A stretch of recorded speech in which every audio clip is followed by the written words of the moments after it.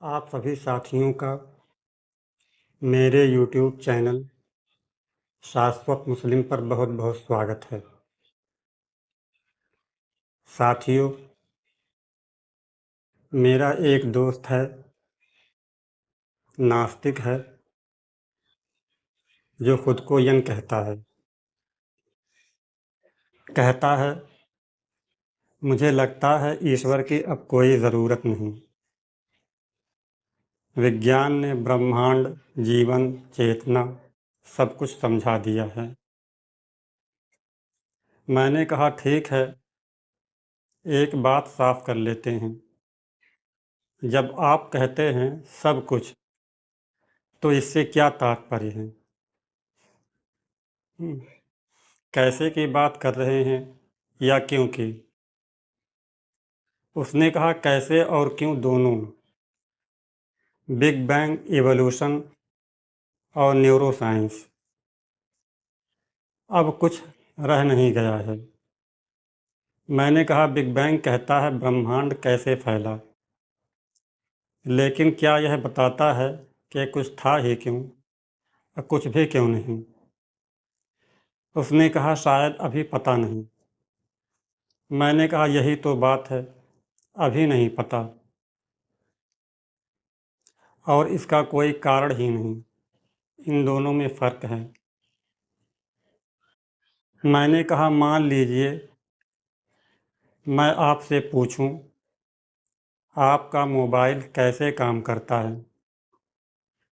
उसने कहा electronics, circuits, software. मैंने कहा बहुत बढ़िया। अब दूसरा सवाल, यह मोबाइल बना ही क्यों? उसने कहा किसी ने बनाया होगा। मैंने कहा व्याख्या यह नहीं बताती कि अस्तित्व क्यों है। विज्ञान प्रक्रिया समझाता है, अस्तित्व का कारण नहीं। उसने कहा ईश्वर तो बस गॉड ऑफ द गैप्स में है, जहाँ विज्ञान नहीं है वहीं ईश्वर है। मैंने कहा अगर इस्लाम ऐसा करता या कहता तो आपकी बात सही होती, लेकिन इस्लाम नहीं कहता। हमें नहीं पता, इसलिए अल्लाह है। इस्लाम कहता है तुम जानो या ना जानो, अस्तित्व अल्लाह पर टिका है।